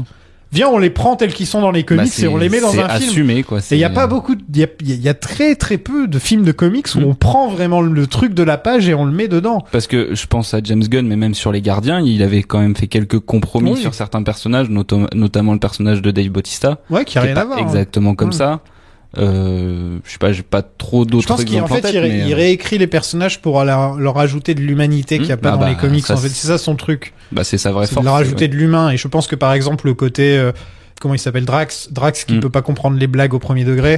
Enfin, tu vois, et qui prend tout au premier degré, pardon. Enfin, je pense que c'est une invention de James Gunn et ça fonctionne. Et ouais, c'est ça, c'est son truc, quoi. Il sait développer des personnages et les écrire pour. Et il connaît le matériel d'origine. Surtout, ouais. Il a pas besoin d'inventer des trucs au final. Et il est pas là non plus pour rendre hommage en se mettant à genoux et en faisant des salam-alek dans tous les sens. C'est vraiment, il sait le matériau de base qu'il utilise, il sait l'adapter et il l'adapte comme il faut, quoi. Ouais. Et il sait le retranscrire parce que c'est un autre média, donc il y a des compromis à faire, des choses à faire. Mais tu regardes le costume de Pacemaker, c'est vraiment l'exemple parfait, quoi. Genre, le personnage, il est vraiment stricto sensus comme dans les comics. Mais il a quand même ce truc en plus avec le costume qui passe vachement bien, quoi. Il faut avoir un peu de recul aussi, c'est ça le truc. C'est que je pense que James Gunn se rend compte, ce que certains fans de comics ne se rendent pas forcément compte, c'est du ridicule des comics par moment. Faut le savoir. Et de certains costumes, justement. Voilà, c'est ridicule par moment. Et si on adapte ça comme ça, bah ça aura l'air des ridicules. Et je pense qu'ils ont dû lui dire, mais enfin ils auront l'air ridicules. Et James Gunn, il a dû répondre exactement. C'est le but, ouais. Exactement. Bah regarde le grand vilain du film, quoi. C'est exactement la même chose. Voilà. Hein. C'est une étoile de mer géante. Voilà. C'est en train de se transformer en lettre d'amour pour James Gunn parce que, en fait, James Gunn, moi, il m'avait un peu perdu avec Guardians 2. Bah moi la première fois j'avais été perdu et avec le recul en le revoyant je vois ce qu'il a voulu faire dans ce film là et même s'il me parle moins c'est vrai que je pense qu'il a pris un peu en otage le film. Ah bah bien sûr oui il a mis ses petits trucs à lui dedans un peu trop voilà. Non mais ça c'est vrai oui. Ouais. Mais sinon j'attendais vraiment le retour d'un James Gunn parce que Guardians pour moi ça restera toujours un des meilleurs du MCU. On l'a un peu oublié mis de côté de nos jours mais rappelle-toi quand on l'a vu la première fois. C'était une petite claque. Il y a eu Avengers, il y a eu Guardians, c'était les deux. Bah c'était un vrai renouveau dans le MCU. Complètement. Polka Dot Man, incarné par je sais plus qui, le mec qui jouait un gars dans The Dark Knight. Ouais. Qui s'appelle qui joue aussi dans Ant-Man. David il a vraiment une tête lui et il joue aussi dans Ant-Man, c'est ça. Ouais, il joue dans Ant-Man, il joue avec son accent russe, un des potes d'Ant-Man. Ouais, c'est ça. Polka Dot Man donc qui son super pouvoir c'est d'imaginer sa mère. ça c'est une vanne qui est vraiment excellente. Ça marche très bien ça. Il imaginait sa mère en fait il balance des pastilles des pastilles de couleur qui font fondre tout en fait, qui brûlent tout et qui tuent tout. Et aussi il en a trop en lui, donc ça ressort par moment. Il ressemble à Elephant Man avec des néons. Quoi. Il est obligé de dégueuler 2 fois par jour le trop plein. Il est obligé de dégueuler toutes ces pastilles. Il y a un truc qui revient dans le film, c'est les parents. Ça revient beaucoup dans le film. Souvent chez James Gunn d'ailleurs. Oui, mais là c'est vraiment putain. Il y a des mauvais exemples. Les parents de Bloodsport. Son père l'a forcé à se battre, l'a enfermé dans une boîte avec des rats. Cage, l'a forcé à se battre, à apprendre à tirer, à faire ceci, à faire cela. Apparemment, Peacemaker, c'est la même chose. Quand ils font le speech pour présenter Peacemaker, ils répètent tout le speech qu'ils avaient fait pour présenter Bloodsport. C'est ça. Et je pense que c'est aussi James Gunn qui se moque de Deadshot et de tous ces personnages d'ici. Il y en a plein des personnages comme ça. Polka Dot Man, qui a eu sa mère qui l'a forcé à faire des expériences et des trucs comme ça, et donc c'est comme ça qu'il s'est retrouvé à avoir des sur lui pouvoirs. Et ses frères et sœurs. Ses frères et sœurs, dont certains sont morts. Oui, c'est clairement dit, ouais. Et on a Ratcatcher. Qui elle a eu un père cool mais qui hélas avait un problème avec d'héroïne. Ouais, c'est ça. Et donc un père avec des failles mais quand même un bon père. Tout dans le fond, voilà, il y avait quand même un bon fond. Clairement James Gunn, il adore ça. Clairement, c'est vraiment son sujet. Les familles dysfonctionnelles. La famille, tout ça. Sauf que là, il y a vraiment qu'un personnage qui est bien, qui est bon. Dans le fond. C'est peut-être Polka encore. Mais non, faut encore c'est un psycho. Ouais, il le dit lui-même. C'est un psycho. Elle lui dit d'ailleurs à un moment, je croyais que c'était toi le fou. Mais oui, moi aussi. Ouais. Donc non, je crois que c'est Ratcatcher qui est un peu l'âme du. En fait, tu vois presque pas ce qu'elle a de méchant en fait, si ce n'est que elle est en tôle au début du film quoi. Ouais, parce qu'elle a braqué quelqu'un avec des rats. Oui, c'est ça. Mais parce qu'elle doit voler quoi. Ouais, voilà, mais sinon tous les autres sont des connards. Ah bah oui. Voilà, il y a pas une seule fois, je veux dire, à la fin, ils décident ils ont des infos qui pourraient vraiment faire du mal au gouvernement américain. Ils préfèrent l'utiliser pour se sortir de prison. C'est ça. C'est la carte. Vous avez le droit de sortir de prison, quoi. Ouais, ils s'en servent comme monnaie d'échange, quoi. Exactement. Donc c'est pas comme Guardians où c'est des personnages qui sont un peu perdus, ils se mettent ensemble et ils découvrent que c'est une famille et qu'au final tu te rends compte que oui, c'est des connards, mais ils ont tous un bon fond. Alors que là, c'est l'inverse. Dans celui-là, dans The Suicide Squad, ils ont un petit côté héroïque, mais qui est toujours contrebalancé avec le fait que, en fait, ils butent des gens sans aucune forme de, il y a une d'hésitation. Il y a une scène énorme où Peacemaker et Bloodsport, se mettent à tuer chacun des gens d'une manière plus, farfelue les unes que les autres. Tout ça pour arriver au final à découvrir que ils ont tué tous les rebelles qui auraient pu les aider, quoi. Ça, c'est génial. C'est vraiment, ils tirent avant de parler, quoi. Ouais. Et d'ailleurs, un des trucs qui fait que c'était des vrais méchants aussi, c'est qu'ils tirent pas sur des espèces de bestioles humanoïdes sans visage, et que c'est des vrais gens sur qui ils tirent à chaque fois. Là, carrément, là. Et ça a quand même vachement plus d'impact, quoi. Mais sans parler du côté gore, c'est des humains, donc c'est pas le même rapport que des espèces de gens, enfin, bestioles, des mollusques, comme on les avait appelés, quoi. Non, c'était pas des mollusques. C'était des hommes caviar. Ah, les hommes caviar, c'est ça, t'as raison. C'était les hommes caviar. J'étais pas loin. Et donc enfin, il y a Ratcatcher, qui est interprété par une comédienne, une actrice portugaise. Daniela Melchior. Très bien cette. Ah ouais, moi j'ai vraiment sympa. Bien touché par son personnage. Ouais. Puis même le côté, elle s'endort tout le temps. Et tout. Enfin, tu vois, il a réussi vraiment à mettre à ce que chacun des personnages ait vraiment son propre truc, et un personnage aussi juste c'est une fille qui a des rats, ils auraient pu en faire un truc bizarre, mais au final c'est la bah là ce côté un peu weirdo, tu vois, mais, oui, mais en même temps c'est pas gênant, enfin c'est pas, on pourrait imaginer que ce serait la fille qui veut parler à personne, etc. Et au final c'est la plus sympa du groupe, alors que c'est celle qui traîne avec les rats. Ouais, elle va faire des câlins à King Shark, quoi. Ouais, voilà. On va parler de Bloodsport et Saphir. On en a un petit peu parlé, ouais. Ok. Bah en fait il y a quasiment qu'une seule scène une seule scène avec les deux. Ouais, il y a eu une seule scène entre Bloodsport et Saphir. Et après, t'as un truc un peu mignon à la fin avec c'est mon papa, qui est le truc un petit peu plus. Bon, c'est une fin de film, forcément. On est quand même dans un film, même si c'est pas grand public, ça reste quand même. Enfin, si, c'est grand public. C'est un film de super-héros. Voilà, c'est ça. Donc t'as quand même des super vilains. Pour le coup, on peut le dire. Je ne pense pas que Gunn soit vraiment si cynique que ça. Ah non, bah, je pense pas non plus. Il a un bon, enfin, même s'il aime dans ses films, il veut toujours parler plus ou moins d'amour de famille, quoi. Enfin, même s'il a ce côté torturé, qu'il aime le crade, le sale, et c'est quand même quelqu'un qui est, pouvoir de l'amour, quoi. Ouais. Et c'est marrant parce que je l'imagine beaucoup plus chez DC que chez Marvel. Après avoir vu là ce qu'il fait des deux. Ouais, c'est vrai. Je pense que le catalogue DC et le fait que DC puisse faire des films à part de l'univers partagé, ça peut permettre plus de liberté à un mec comme James Gunn, évidemment, plutôt que de s'obliger à faire partie d'un truc plus grand, quoi. Je suis d'accord. Ouais. Et enfin, je vais peut-être dire un truc qui va Qu'est-ce que tu veux dire? Qui va en choquer certains, mais je prépare mon verre. Sur on va dire les 5-10 dernières années, je pense que c'est une des meilleures adaptations de comics, en tout cas en termes d'adaptation du matériau de base et de respect de l'univers d'ici, en fait. Ouais. Tu vois, dans ce sens-là, quoi. C'est plein de références. Ouais, mais je trouve pas que c'est des références qui sont bien placées. C'est ça, c'est pas ostentatoire, c'est pas pour en faire trop. Genre au début du film, t'as une mini scène où tu vois John Ostrander, du coup, qui est le mec qui a fait le principal run sur Suicide Squad. Ouais, il a un petit rôle, c'est vraiment un petit caméo en début de film. Mais en fait, ça passe tellement vite que tu t'en fous, tu vois, c'est pas forcé dessus, c'est pas des trucs qui durent 3 ans. Et au final, quand tu vois le vilain à la fin du film, c'est crédible parce que t'adaptes l'univers d'ici comme il doit être adapté, quoi, avec des personnages crades, des personnages vilains et des personnages qui sont comme dans leur univers, quoi. Enfin, je sais pas comment l'expliquer, mais je trouve qu'il y a vraiment un côté véritable et il a bien fait le taf, je trouve. Je m'attendais pas du tout à voir Starro, mais en fait, si. C'est ça. On s'est fait baiser. S'ils nous avaient pas mis Starro dans les bandes annonces, c'est un peu dommage. On le voyait à la fin d'une bande annonce, je me rappelle. En fait, tu voyais. Merde, c'est Starro. Tu vois ma réaction. Tu voyais un immense truc. Non, ça se voyait que c'était Starro. Sortir de Jotunheim. En fait, ça peut être que lui, quoi. Genre. C'est dommage. Ça aurait été une super surprise. Ouais, c'est clair. Ils ont fait pareil avec Mechagodzilla aussi. Tu vois, oui. C'est dommage.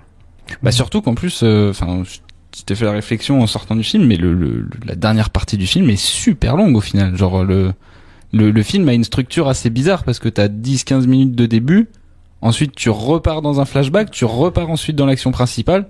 Ensuite t'as le petit instant Harley dont on va parler. C'est ça. T'as un petit ventre mou où ensuite chacun tu suis deux teams. Tu suis d'abord la première team qui pose les bombes en bas, et ensuite t'as la deuxième team qui est en haut. Et ça fait des allers-retours, des machins, et t'as toujours pas Starro jusqu'à les 15-20 dernières minutes, tu vois, pas plus. Hein. Donc la mission, c'est de récupérer tous les dossiers sur Starro que les États-Unis ont gardé captifs sur l'île là pour faire des expériences Donc Starro a été trouvé dans les... Le pauvre, c'est super triste ce qu'il dit Starro. Ouais, en mourant là. Ouais. Oh là là. C'est vraiment... J'étais heureux à regarder les étoiles. J'étais là genre putain le pauvre, il est devenu me faire... Ça faisait 30 ans qu'il était enfermé à faire des tests et des trucs. Donc moi à la place de Starro, je fais pareil. Hein. T'imagines, James Gunn arrive à te faire avoir de l'empathie pour une étoile de mer de l'espace. C'est sa spécialité de prendre un truc con, un raton laveur, un truc comme ça et de dire viens on va voilà. Un arbre. Il est fort avec ça. Il est très fort. Et puis il adore aller chercher des personnages très bizarres, quoi. Harley a son propre film dans le film. Ouais. Puisqu'elle a une histoire d'amour très courte avec El Presidente. Elle tue tout le monde sur I'm Just a Gigolo. Je m'attendais pas à ce qu'elle soit autant éloignée de l'histoire principale Harley Quinn. J'ai un peu l'impression qu'il a écrit son film et qu'il a écrit une version avec Harley et sans Harley au cas où Margot Robbie reviendrait pas. En plus, je sais pas si t'as vu passer ça dans les trucs qu'il a balancé pour la promo du film, mais James Gunn a dit, je crois que j'ai jamais bossé avec une actrice aussi incroyable que Margot Robbie. Enfin, pour lui, c'est l'actrice qui a le plus de talent avec qui il a travaillé. Ah ouais, et carrément. du coup, je pense que c'est pour ça qu'il y a toute une partie du film qui est un peu dédiée à elle et à son perso. Zoé Saldana appelle ton agent. Ouais, mais... Et je peux le comprendre parce que genre t'as envie de faire vivre ce perso et de lui faire plein de trucs et il se lâche. Margot Robbie est absolument génialiste. Ah elle est géniale. Dans toutes les scènes où elle est. Et franchement, je dis pas ça énormément dans ma carrière de podcasteur. Mais plus je vois Margot... Et Dieu sait ce que je détestais ce qu'elle était dans le premier film. Mais plus je la vois et plus je me dis, sérieusement... Mettez-la dans tous les films, j'en ai rien à foutre. Vous avez trouvé le casting parfait et c'est tellement rare que... Et puis en plus, tu sens qu'elle s'éclate, elle fait les stunts elle-même. En plus, on le voit quand elle fait des trucs, ça se voit que c'est elle-même. Que c'est elle, quand elle fait le truc pour aller pour sortir avec son pied et la clé et tout, tu vois bien que c'est elle qui fait tout ça. La scène est très cool d'ailleurs. Et puis même toute la scène avec les fleurs derrière, enfin il y a un côté graphique qui visuellement très intéressant et il sait la mettre en valeur aussi quoi. Enfin voilà, et je trouve que ça fait deux films qu'on la voit où elle est en valeur, elle est bien écrite, elle reste Harley Quinn, c'est-à-dire complètement à côté de ça, à côté de la plaque la plupart du temps. Elle balance des répliques à des moments qui n'ont aucun sens. Première phrase qu'elle dit en arrivant dans le film, c'est désolé, j'étais parti faire caca, quoi. Je faisais caca. En plus, Margot Robbie aussi, ça a pris le temps parce que j'avais l'impression que c'était une actrice elle est magnifique. Et parfois, les gens sont tellement beaux qu'on voit pas le talent. Ouais. Tu vois? Et elle, je la voyais dans Wolf of Wall Street et dans des films comme ça. Et je me disais, bon, elle est mise en valeur parce que sa beauté, ses grandes jambes, la blonde, on lui donne tout pas ça. grand chose à jouer non plus, quoi. Dans Once Upon a Time in Hollywood, le rôle est écrit pour que elle sublime le personnage, hein. Mais c'est son talent d'actrice, quoi. Mais voilà, tu peux aussi te dire, ils l'ont prise parce qu'elle est jolie. Tu vois. Ouais, mais moi je pense pas. Harley Quinn, c'est autre chose. Harley Quinn, elle s'est vraiment approprié le truc. On a fait son propre chose tout en restant fidèle à ce que... Et ce qui est fort, c'est que nous, au final, on a 3 films avec Harley Quinn, la suite. Le personnage est réinventé, en tout cas graphiquement à chaque fois. Graphiquement? Enfin, visuellement, quoi. Elle a jamais le même style. Elle est toujours... et même si on peut se douter que c'est plus ou moins la même Harley Quinn d'un film à l'autre, bah tu peux prendre chaque film indépendamment les uns des autres et ça marche vachement bien, quoi. Quand elle est en magnifique robe de princesse avec des Doc Martens et qu'elle défonce tout le monde, enfin je suis désolé mais t'es obligé d'aimer, quoi. Enfin tu peux pas au niveau du look, tu peux te permettre des trucs avec Harley Quinn au niveau couleur et tout, enfin c'est la seule que tu peux habiller, maquiller et puis tu vois que James Gunn il fait attention aux détails, tu vois, il lui fait arracher des trucs de elle se bat avec en plus, c'est ça. Non. Top. Par contre, c'est vrai que pendant un moment, je me suis posé la question, qu'est-ce qu'il fait avec Harley Quinn? Cette histoire d'amour et tout. Où est-ce qu'il va? Tout ça pour le buter. En fait, j'attendais le moment où Harley Quinn allait devenir Harley, quoi. Tellement j'ai été surpris. Oui, tu t'y attendais, je t'ai vu, ouais. Mais tu vois, moi, je m'y attendais parce que je me disais, il y a bien un moment où Harley va être Harley, quoi. C'est obligatoire. Et, très sympa parce que ça nous montre aussi, sa relation, l'évolution d'Harley Quinn dans le côté je reconnais quand il y a des red flags chez un homme, quand il y a des mauvais signes tels que je veux tuer des enfants et là elle dit cette fois je me ferai plus avoir par un homme comme ça et c'est encore une fois une preuve de d'évolution de son personnage qui fonctionnait très bien aussi dans Birds of Prey, où elle décidait d'être sa propre femme, d'être vraiment... Et c'est là où je te disais, je trouve qu'il y a des liens avec Birds of Prey, ou même si c'est pas des liens directs avec des références dans les dialogues ou quoi, c'est juste dans l'émancipation du personnage, qui était quand même dans le titre de Birds of Prey, hein. Et bah là tu la vois frontalement, quoi, parce que elle se tape un mec, ok, mais derrière le but, parce que elle se rend compte, je sais pas si elle se rend compte, je pense qu'elle le sait dès le début, mais elle se le tape parce que peut-être elle a juste envie de se le taper, et derrière parce qu'elle le dit plusieurs fois qu'il est vraiment très hot, très beau, qu'il est bien membré, mais oui, elle dit même non, mais la première, quand tu le vois arriver, il est genre en slip aussi, lui. La scène avec les perroquets oui, aussi, non mais je veux bien, le beau gosse latin comme ça, enfin ça fonctionne, je trouve. Ça la titille, et du coup genre elle se fait plaisir, et après point barre, quoi, genre.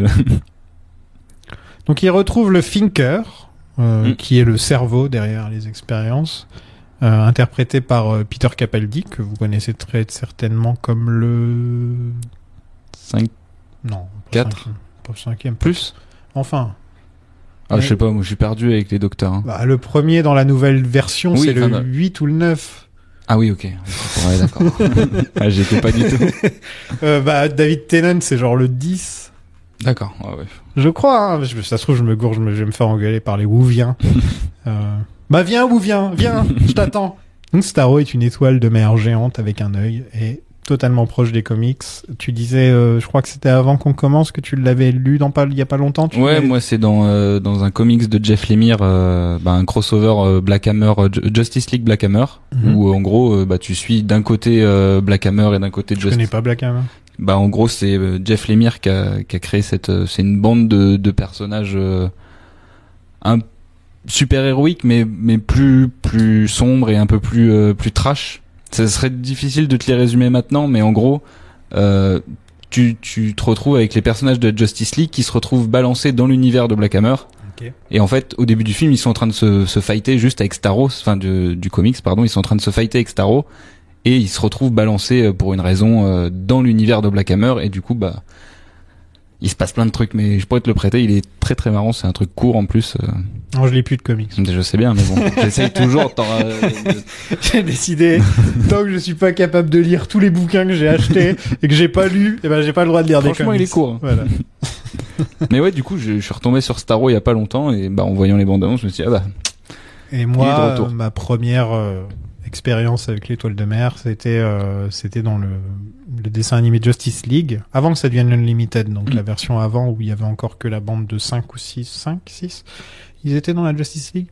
Et en gros, l'épisode était génial, apparemment basé sur des comics qui s'appellent For the Man Who Has Everything, et c'est sur l'anniversaire de Superman, et en gros, ils se rendent compte que Superman est possédé par Starro.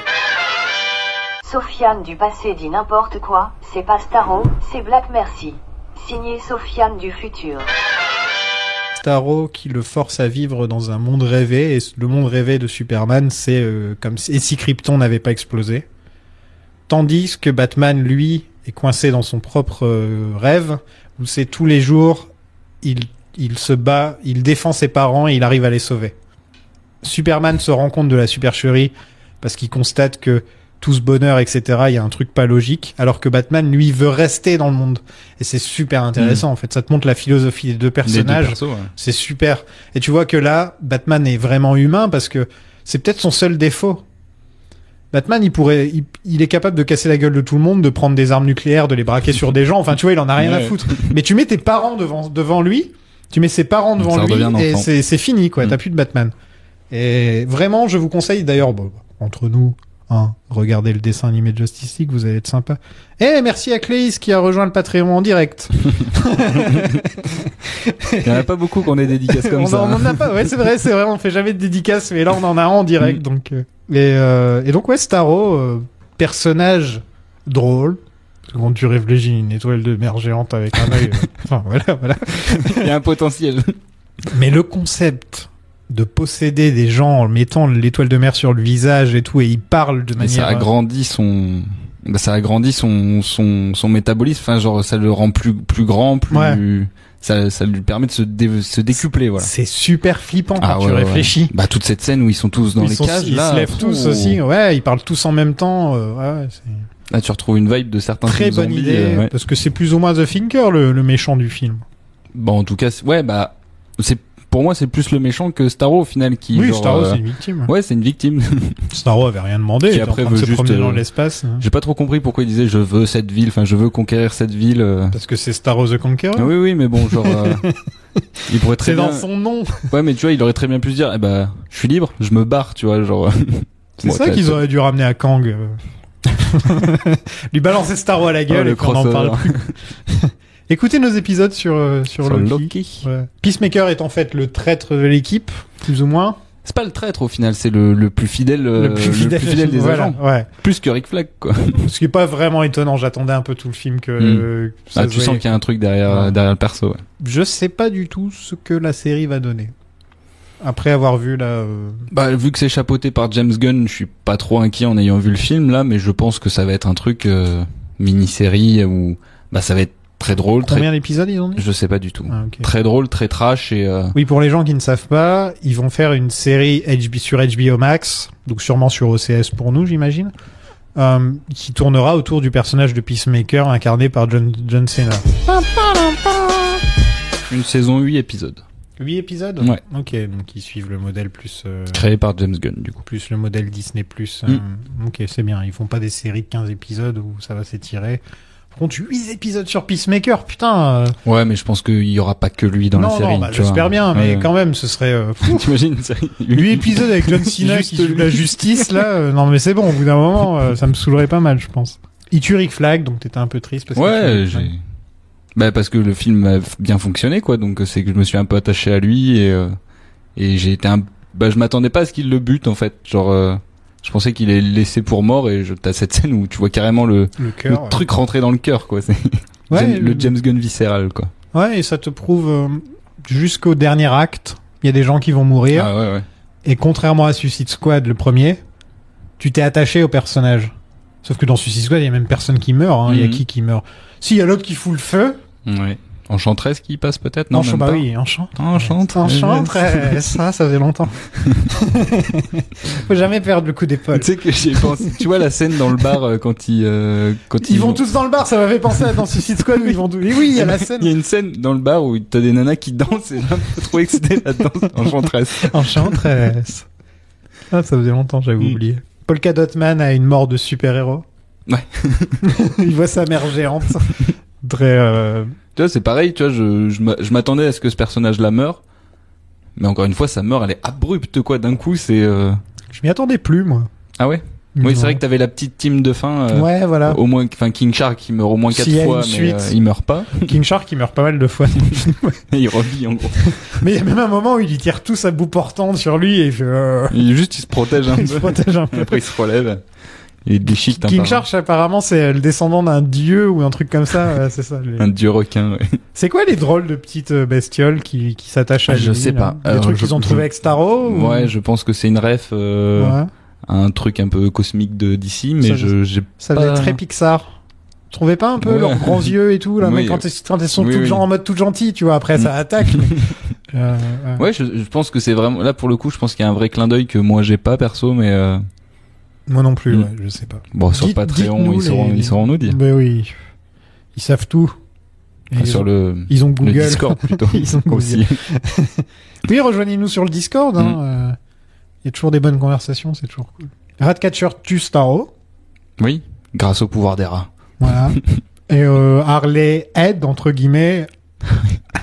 Au final, elle fait rien du tout. À partir du moment où elle dit, je sais ce que je vais faire du javelot, je me suis dit, bon, ça va dans l'œil de Starro. Ouais, mais au final, ça sert à rien ce qu'elle fait. Non, juste, elle se baigne.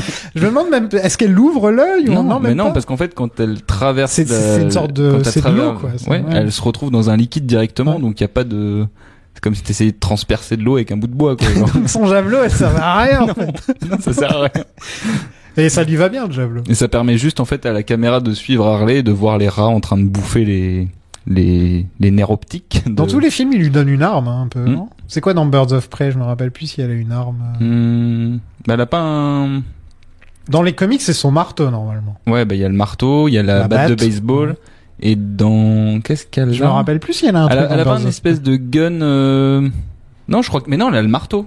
Elle a le marteau? Elle a le marteau, oui. Mais oui, il était même dans la promo et tout. Il y avait des colonnes Morris avec le marteau le marteau des comics, quoi. Espèce de truc de Tex Avery, quoi. En effet, il est petit en fait. C'est pas comme dans les comics, il est pas super grand. Il est pas disproportionné. Ouais. C'est vrai que dans Birds of Prey, ils avaient décidé de l'habiller d'autres couleurs, un peu. Oui, avec sa veste, elle déchire. Celle de fin. Ouais, la veste avec tous les trucs de toutes les couleurs là. Parce qu'elle avait une espèce de combi jaune fluo aussi dans le film. Mais en tout cas, au niveau des looks, ils arrivent toujours à trouver des. On peut dire ce qu'on veut sur le premier. Il était mémorable son look. Oui. On aime ou on n'aime pas. On aime ou on n'aime pas. Iconique, en tout là, cas. Ils arrivent toujours à trouver un nouveau look pour Harley Quinn. Là, quand on l'a en cuir, pour une fois, elle a un pantalon, putain. Dans celui-là? Oui. Elle est en... Ah, au tout début? Au tout début. Oui, elle est en vraie combinaison. Combinaison qui fait très Harlequin pour voilà, qu'elle est avec son lance-roquette. Et qu'est-ce qu'elle a écrit dans le dos? Un truc avec clown?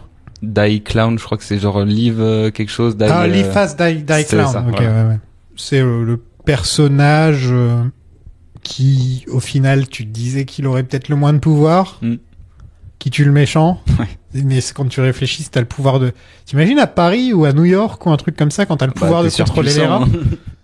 Sérieux, tu peux faire tu peux t'amuser à contrôler tous les rats et à les faire te monter jusqu'en haut de la tour Eiffel, si tu veux. Tu sais que dans le film, je m'attendais presque à ce qu'il y ait un espèce de kaiju rat qui se forme avec tous les rats. Hein. Je me suis dit, on est pas loin d'arriver à ça. Petite référence d'ailleurs, un des gars, parce qu'on voit beaucoup le staff d'Amanda Waller. Je voulais en parler un peu de ça, parce que pour le coup, ça fait vraiment aussi un peu parallèle avec le premier film, où tu voyais aussi des scènes... parce qu'en fait, t'as toujours la menace Amanda Waller avec ce principe des puces intégrées dans chaque personnage de la Suicide Squad qui peuvent du coup exploser à tout moment s'ils respectent pas la mission.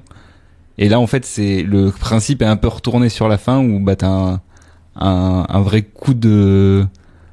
Comment on appelle ça, un coup d'état quoi dans le bureau d'Amanda Waller quoi. Oui, mais c'est un coup d'état où quand elle se réveille, ils font tous genre de rien, comme si en gros elle saura jamais qui l'a tapé, elle saura jamais qui est la personne qui a pété les plombs.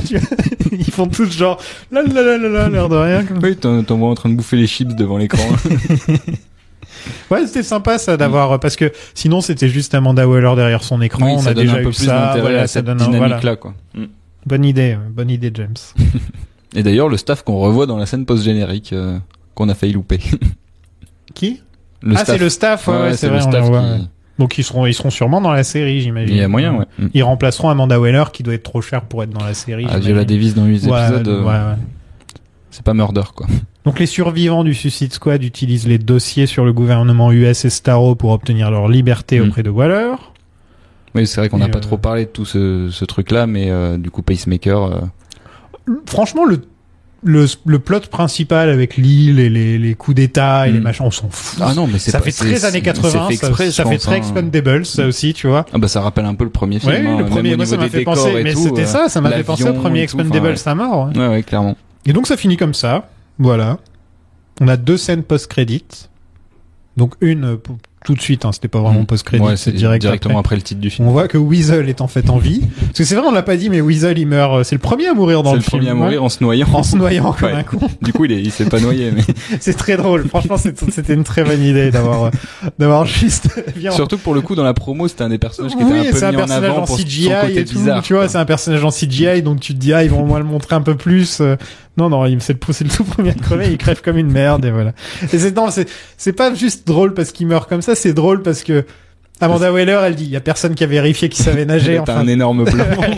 Ils sont tous en train de vraiment une équipe de merde, quoi. Et le deuxième, c'est pour nous montrer que Peacemaker est dans le coma et donc en vie, pour nous montrer. Enfin, c'est pour teaser son retour, pour faire comprendre pour ceux qui savent pas qu'il y a la série, ils peuvent s'attendre à un retour, sans savoir comment ça sera, il y a un retour, quoi. Parce que c'est John Cena! On l'a fait combien de fois dans cet épisode? On l'a pas assez fait, je pense. On l'a fait surtout en sortant de la salle. En sortant de la salle, c'est le premier truc qu'on a fait, je crois. Oh my god, c'est John Cena! Bah voilà. Bah ouais. Qu'est-ce que t'as pensé de The Suicide Squad? Bah, comme tu le sais, moi j'avais des attentes. Enfin, j'étais confiant depuis l'annonce du projet parce que James Gunn. Et au final, les critiques arrivaient et je sentais le projet qui ça flairait bon et pas déçu.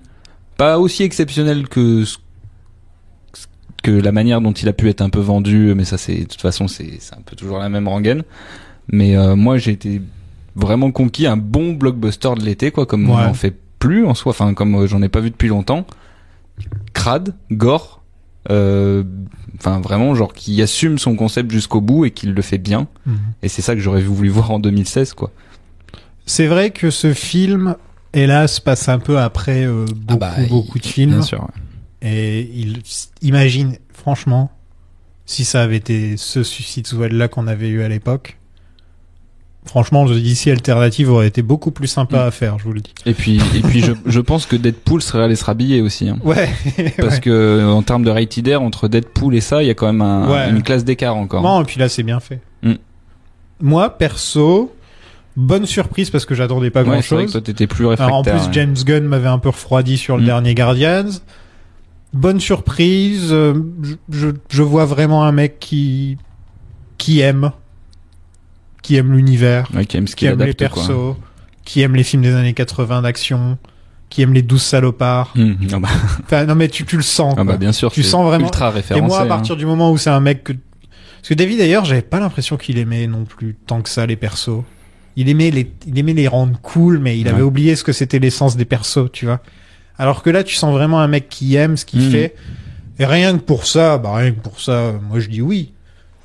Et en plus, surtout quand on compare à ce que le DCU m'a offert avant, et vous savez tous à quel point j'ai rarement été fan. Bah, c'est moins cérébral que j'ai préféré à Birds of Prey, par exemple, tu vois. Moi aussi, voilà, même si j'ai bien, on avait bien aimé Birds of Prey, il faudrait que je le revoie, pour vraiment me faire mon idée. Mais, je pense que, non, je vais pas le dire. Dis-le. Non, je réfléchis. Est-ce que je le dis? Je crois que c'est peut-être mon film du DCU préféré. Mais ça veut pas dire qu'on en est encore... Attends, DCU, il y a eu quoi d'autre sinon? Shazam, Aquaman. Donc Birds of Prey. Est-ce qu'on parle encore de DCU en vrai? Enfin, Man non. of Steel, Batman v Superman. Après, c'est des films qui ont tellement rien à voir. Mais il y a toujours Margot Robbie, enfin, tu vois. Oui, mais si tu prends un BVS et tu prends ça, c'est très dur à comparer, quoi. Enfin, c'est censé être le même univers et compagnie, mais enfin. Non, mais je veux dire, enfin, tu vois ce que je veux dire. Sûr, depuis Man of Steel, je pense que, parce que, d'habitude, même quand j'aimais bien, il y avait toujours des trucs qui me...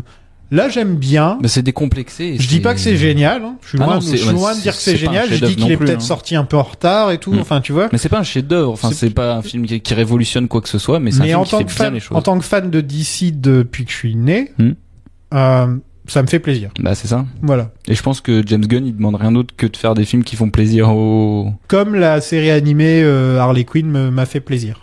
Ben voilà, mais pour moi, tu vois, c'est un peu ce même genre de exactement. En termes d'approche du comics, bah c'est des trucs qui rendent hommage, qui savent faire les choses bien et qui en font pas trop, qui les font comme il faut et qui adaptent de la bonne manière. Et je pense que c'est le genre de film, tu vois, quand tu le vois la première fois, tu vas faire ok, et c'est un film à revoir.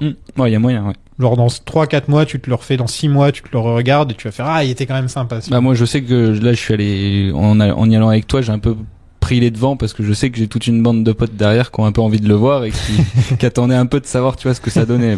Alors Max, allons-y. J'ai hâte de le revoir retourner. J'aimerais bien le voir faire plein de trucs en fait. James Gunn. Ouais, c'est que je suis content qu'il refasse Guardians parce que je vois personne d'autre que lui pour faire Guardians. Ce serait bizarre. Ce serait vraiment bizarre parce qu'il a vraiment tout mis, surtout dans le dernier là, où il a vraiment tout mis. Mais en même temps, je sais pas. Il y a un truc qui me dit putain, un film Arkham avec James Gunn. Pas Batman. Hein. Oui, Arkham, ouais. Tu vois, genre les gars d'Arkham qui doivent faire équipe ou un truc dans le genre. Tu vois, genre tu peux le faire, tu peux me dire vas-y, on fait un film Rated R parce que le gros problème dans le MCU c'est qu'il fera jamais Rated R. Non, bah sauf si Blade, on verra avec Blade. On verra avec Blade, même avec Deadpool, mais ouais, Deadpool et Blade, ça va vraiment nous donner l'idée de. C'est ça. Étant donné que maintenant ils ont créé le truc Stars sur Disney+, tu peux te ça dire... sera pas aussi hémoglobine que celui-là, par exemple. Non, quoi. C'est sûr que non. Et James Gunn, je pense qu'il s'éclate dans un univers comme ça. Après, un univers qu'il connaît, qu'il gère, qu'il adore, et en plus on lui dit fais-toi plaisir comme un enfant, quoi. Et...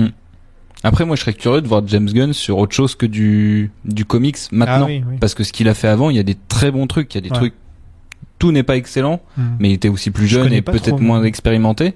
Mais franchement, il y a moyen, s'il s'écarte un peu du côté comics et qui fait ses propres films. Parce que là, c'est lui qui est au scénario. Hein, il est crédité tout seul au scénario de ce film-là. Je crois bien. Ouais. Moi, je pense qu'il peut, parce que là, c'est quasiment du blockbuster d'auteur. Et il l'a écrit très vite, ce film. Ouais. Aussi. Après, il est pas non plus. C'est plus les dialogues qui sont intéressants. Enfin, les. Ouais, mais il y a beaucoup de personnages à gérer, oui, bien sûr, en rebondissements, de gestion, trucs. Ouais.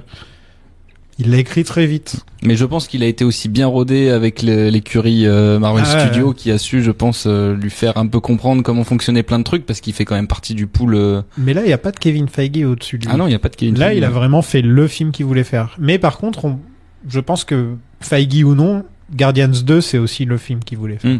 Bien sûr. Voilà. Ah oui, non, mais c'est dans un autre ton, mais. Je pense qu'après le premier Guardians, il a obtenu carte blanche pour faire ce qu'il voulait dans le 2. Mais là, vraiment, en dehors des connards de Warner, mais je pense que il y a eu tellement de changements de niveau production Warner que c'est plus du tout les gros cons de l'époque qui gèrent. C'est pas les mêmes gars qui ont géré ailleurs, quoi. Et je pense qu'ils ont retenu leur leçon aussi. Mais tu vois, j'imagine James Gunn qui fait Guardians of the Galaxy 2 aujourd'hui.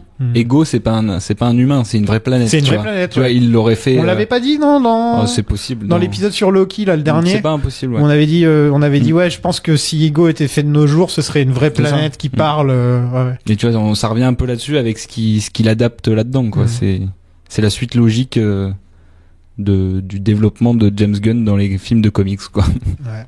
Bon bah voilà, The Suicide Squad, une bonne surprise, sympathique, c'est l'été, faites-vous plaisir. Il y a des très bons films au cinéma en ce moment, donc je sais qu'il y a beaucoup de choix. Donc franchement, allez voir un film par jour et vous serez bien. De toute façon, le cinéma est revenu. Il fait frais quand il fait chaud. Si vous êtes vacciné, allez-y. Voilà. Et si vous n'êtes pas vacciné, bah, vous savez quoi faire. Vous pouvez nous retrouver sur Patreon comme d'habitude. On a fini tout Loki, là. On s'est éclaté à faire Loki. Oui. C'était super sympa.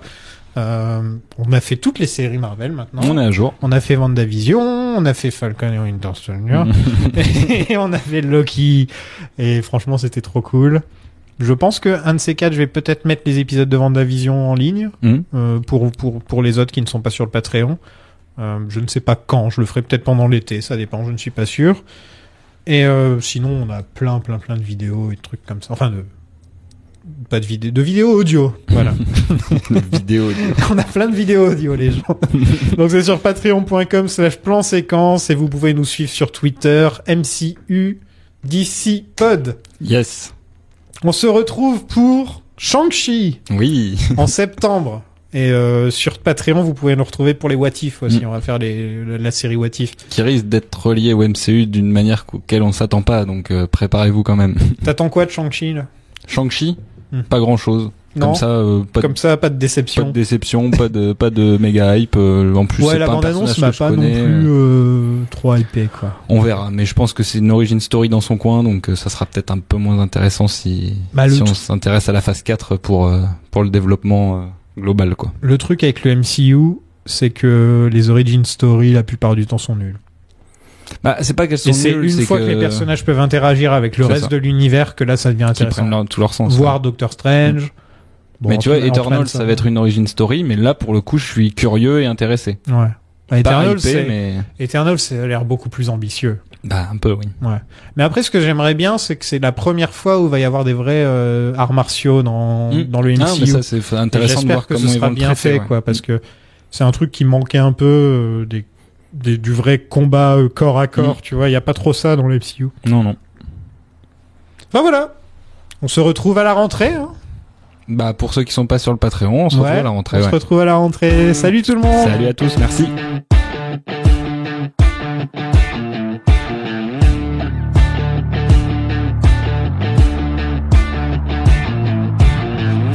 Smoke in the sky again, so I'm getting high again. Take another hit to the diaphragm.